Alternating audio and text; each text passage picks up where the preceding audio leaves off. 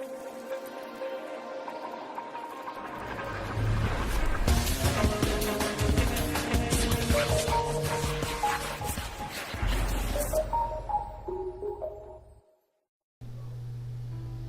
guys, it's Jono here and I'm telling you how to make a keypad for Gmod.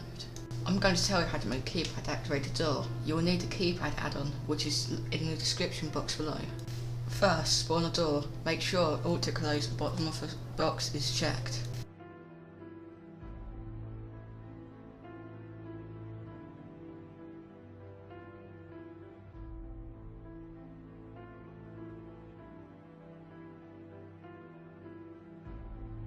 Then, using the Keypad tool, make sure buttons on the side are the same as your door. Then, put in your code in the box at the top, for example 1, 2, 3, 4.